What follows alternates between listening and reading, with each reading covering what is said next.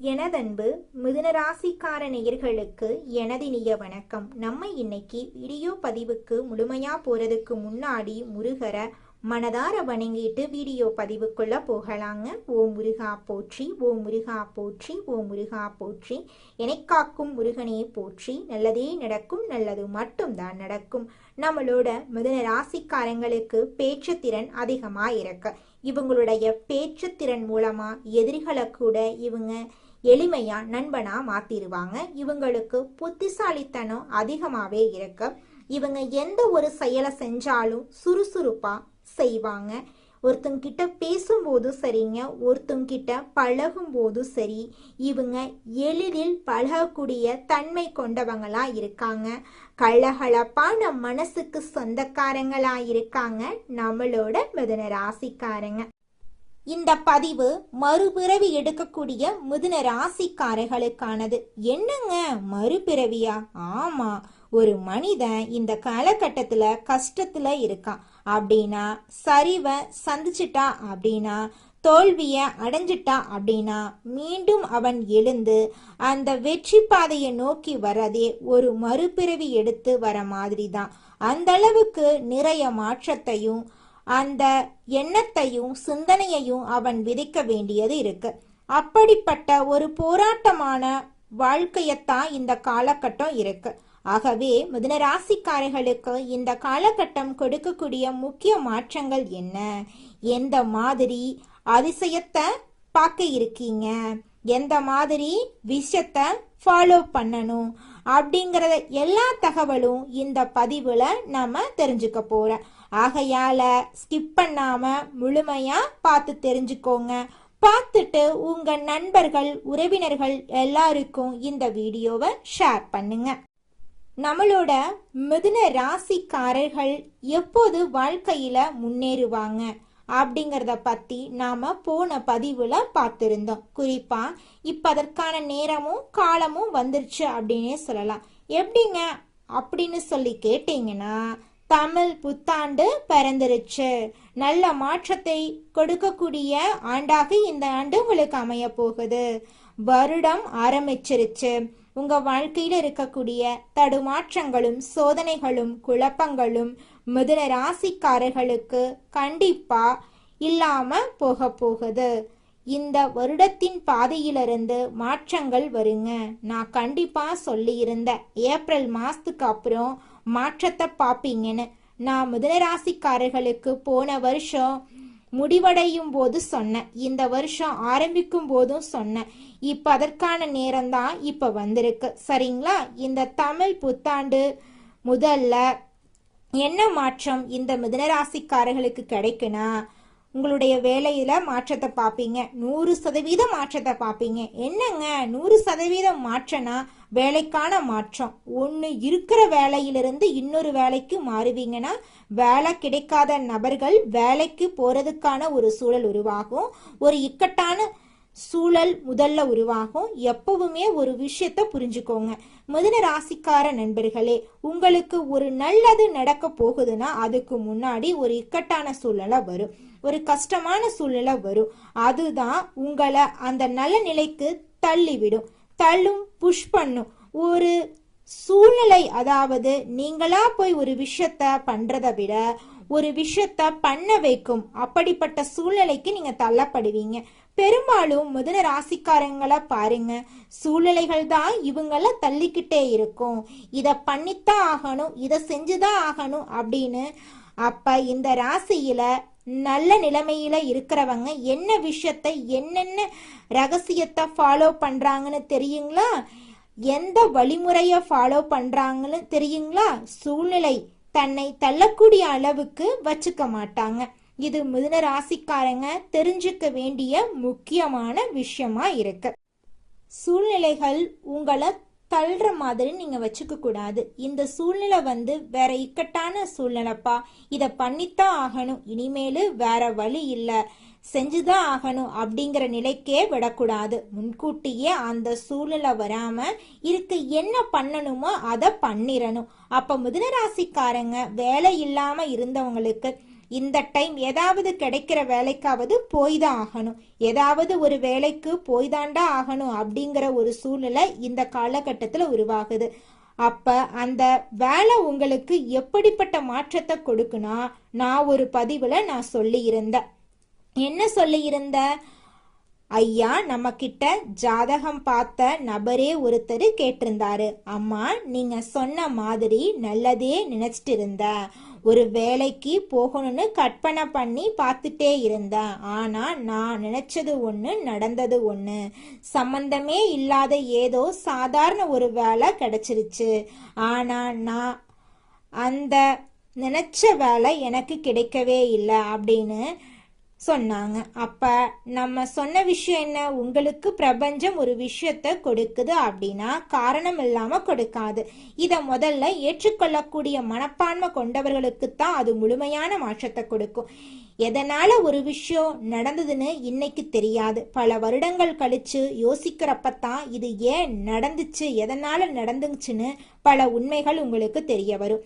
இன்னைக்கு பிரபஞ்சம் உங்களுக்கு எதை கொடுக்குதோ அதை ஏத்துக்கோங்க, அது நாளை உங்களை எப்படி மாத்துங்கிறத பாருங்க. அதே போல கிடைச்ச அந்த சாதாரண வேலைக்கு மனசில்லாம போய் சேர்ந்தவர் அப்புறம் ஏதோ கொஞ்சம் கொஞ்சமா அந்த வாரங்கள் மாதங்கள் ஆச்சு, மாதங்கள் 4 மாசம் ஆச்சு, மாசம் ஆகிறப்ப என்ன ஆகுதுன்னா, வேலைக்கு வேலை செய்யக்கூடிய இடத்துல இவர் எந்த வேலை எதிர்பார்த்தாரோ அந்த வேலை சம்பந்தமுள்ள ஒரு நபர் வேலை ரீதியா வந்து பார்க்கக்கூடிய நேரத்துல அந்த பக்கம் வேலைக்கான ஒரு இடம் காலியா இருக்கிறப்போ இவர் நினைச்ச இடத்தை அடைவதற்கான அந்த சூழ்நிலை உருவாக்குதுங்க.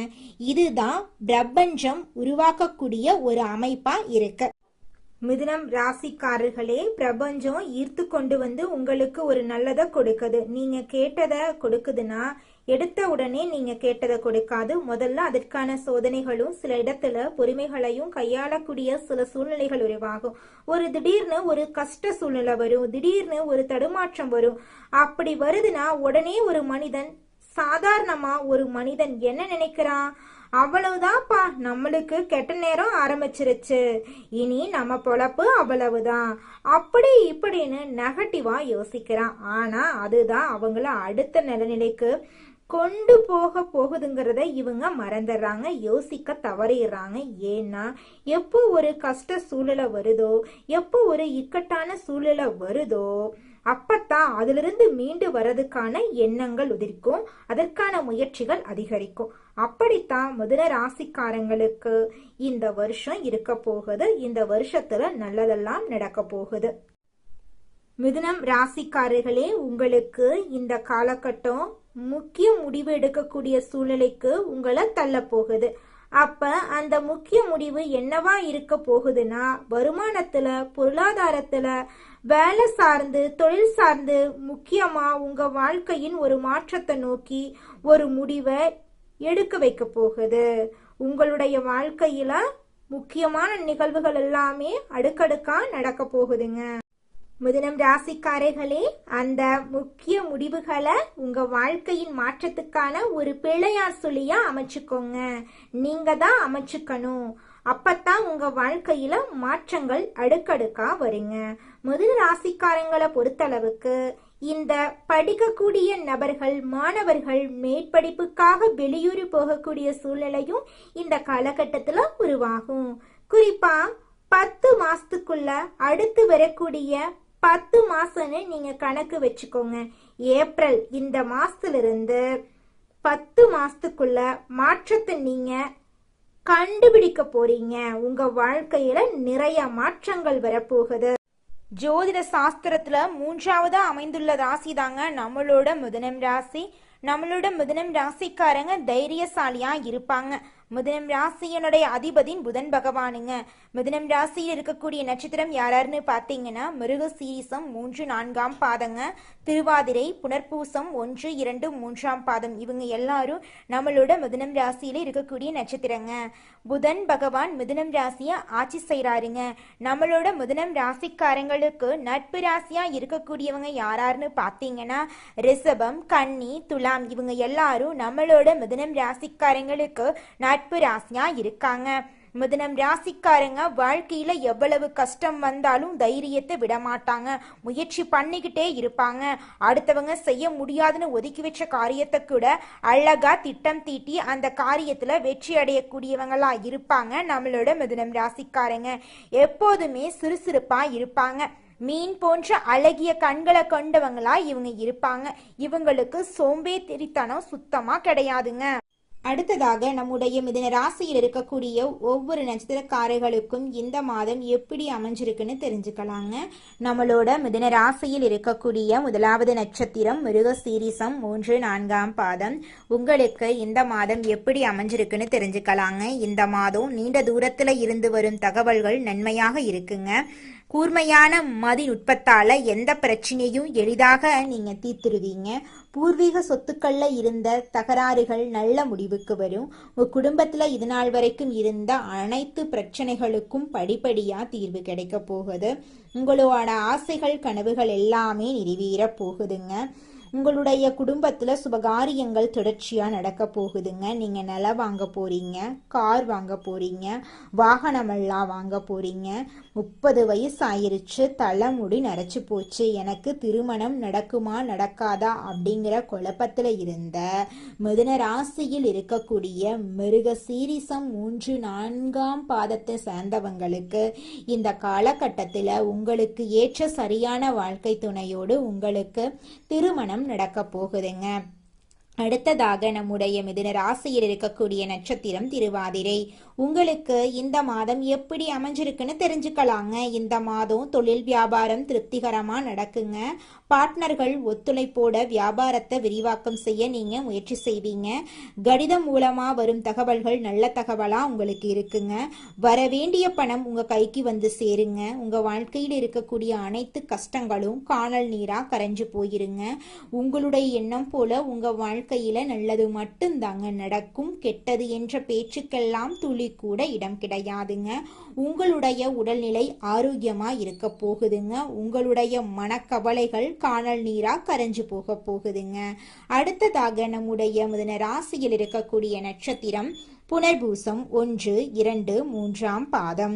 உங்களுக்கு இந்த மாதம் எப்படி அமைஞ்சிருக்குன்னு தெரிஞ்சுக்கலாங்க. இந்த மாதம் உத்தியோகத்தில் இருக்கிறவங்களுக்கு வீண் அலைச்சல் ஏற்பட்டாலும் எடுத்த வேலையை எப்படிப்பட்டாவது செஞ்சிருவீங்க.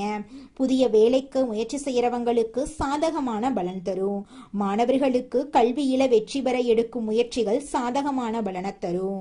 எனக்கு திருமணம் ஆயிருச்சு, 4-5 வருஷம் ஆச்சு, போகாத கோவில் இல்லை, பண்ணாத பரிகாரம் இல்லை அப்படின்னு கண்ணீர் சிந்திட்டு இருக்கக்கூடியவங்களுக்கு இந்த காலகட்டத்தில் நிச்சயமாக குழந்தை பாக்கியம் கிடைக்க போகுதுங்க.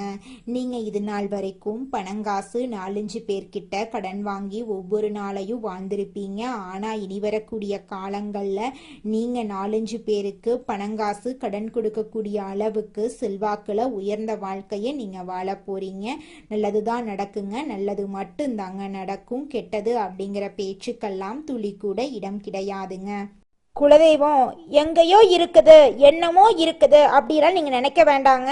நீங்க எங்கிருந்தாலும் ஒரு தீபம் ஏத்தி வச்சு அந்த தீப ஒளியில தெய்வங்கள் இருக்கிறாங்க அப்படின்னு நினைச்சு வழிபாடு செய்யுங்க.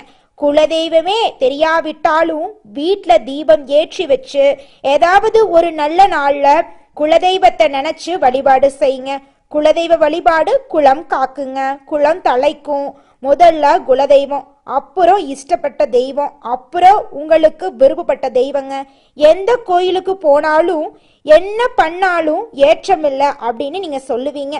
தினமும் எந்திரிச்ச உடனே சூரிய பகவான நமஸ்காரம் பண்ணுங்க. அவங்களுடைய அனுகிரகம் இருந்தா போதும். மற்ற கிரகங்கள் எல்லாம் சாதகமா இல்லைனா கூட பரவாயில்ல, அந்த சூரியனுடைய பிரகாசம் உங்க வாழ்க்கையவே பிரகாசமா மாத்திருங்க. அந்த வெளிச்சம் உங்களை வந்து சேருங்க. உங்க வாழ்க்கையில் இருக்கக்கூடிய கண்ணீரெல்லாம் கரைஞ்சு போயிருங்க. கொடுக்கும் வார்த்தைக்கு மதிப்பு கொடுக்கக்கூடிய மிதுன ராசி அன்பர்களே, இந்த மாதம் பணவரத்து அதிகரிக்கும், அறிவு திறமை வெளிப்படும், உங்கள் வார்த்தைக்கு மதிப்பு உண்டாகுங்க. அடுத்தவர்களின் குற்றச்சாட்டுக்கு ஆளாக நேரிடலாம், அதனால கவனமா இருந்துக்கோங்க. அதிகமா உழைக்க வேண்டி இருக்கும், தொழில் வியாபாரத்துல லாபம் கிடைக்கும், சாமர்த்தியமாக வாடிக்கையாளர்களுடன் பேசி அவர்களை தக்க வைத்துக் கொள்வீங்க. உத்தியோகத்துல இருக்கிறவங்க எதிர்காலம் பற்றிய திட்டங்களை வகுப்பீங்க. பணவரத்து இருக்கும், குடும்பத்துல கணவன் மனைவிக்கிடையே இருந்த மனவருத்தம் குறைஞ்சு போயிரும். குடும்பத்துல இருப்பவர்களின் ஒத்துழைப்பு உங்களுக்கு கிடைக்கும். பிள்ளைகளின் மீது கவனம் தேவை. வாகனங்களால செலவு இருக்கும். குடும்ப உறுப்பினர்களின் உடல் நிலையில கவனம் தேவை. பெண்களுக்கு மற்றவர்கள் உதவியுடன் செய்யும் காரியங்கள் சாதகமான பலனை தரும். சிக்கனத்தை கடைபிடிக்கிறது நல்லது. மாணவர்களுக்கு சக மாணவர்கள் நண்பர்களிடம் அதிகம் பேசி பழகிறத தவிர்ப்பது நல்லதுங்க. பாடங்கள்ல கூடுதல் கவனத்துடன் படிக்கிறது நன்மை தரும். கலைத்துறையினர்களுக்கு கவனம் தேவை. எதிர்பாலினத்தாரிடம் பழகும்போது எச்சரிக்கை தேவைங்க. எதை பற்றியும் கவலைப்படாம தீர ஆலோசித்து எதையும் செய்யறது நல்லது. கடன் கொடுக்கிறது, ஃபைனான்ஸ் போன்றவற்றில் மிகவும் கவனமாக இருக்கிறது உங்க வாழ்க்கைக்கு ரொம்பவும் நல்லது. அரசியல் துறையினர்களுக்கு புதிய ஒப்பந்தங்கள் கையெழுத்தாகும். எந்த கொள்முதலையும் தயக்கமின்றி செய்யலாம். வியாபாரம் பெருக போகுது. போட்டியாளர்கள் எல்லோருமே விலகி செல்ல போறாங்க. உங்க வாழ்க்கையில இது நாள் வரைக்கும் இருந்த அனைத்து பிரச்சனைகளும் படிப்படியா குறைஞ்சு போக போகுது. உங்களுடைய ஆசைகளும் கனவுகளும் நிறைவேற போகுது. இது நாள் வரைக்கும் உங்களை வேண்டான்னு உதறி தள்ளிட்டு போன சொந்த பந்தங்கள் எல்லோருமே இனி வரக்கூடிய காலங்கள்ல உங்களை தேடி வரப்போறாங்க. நல்லதே நடக்கும், நல்லது மட்டும்தான் நடக்கும். ஓ முருகா போற்றி, ஓ முருகா போற்றி, ஓ முருகா போற்றி. உங்கள் வாழ்க்கையில் மேலும் நல்லதெல்லாம் நடக்க நீங்கள் செய்யக்கூடிய பரிகாரம் என பார்த்தீங்கன்னா, உங்கள் வீட்டுக்கு பக்கத்தில் இருக்கக்கூடிய வயதான முதியவர்களுக்கு உங்களால் முடிந்த உதவிகளை செஞ்சுக்கிட்டு வாங்க. இந்த உதவியை செய்யறதன் மூலமா நீங்கள் செஞ்ச பாவங்கள் நிச்சயமாக குறையுங்க. உதவி செய்யணும் அப்படிங்கிறதுக்காக நீங்கள் ஆயிரக்கணக்கில் லட்சக்கணக்கில் பணம் செலவு பண்ணணும் அப்படிங்கிற அவசியம் கிடையாதுங்க. உங்களால் முடிஞ்ச அளவுக்கு ஒரு வேளை முதியவர்களுக்கு உணவு வாங்கி கொடுத்தா கூட போதுங்க.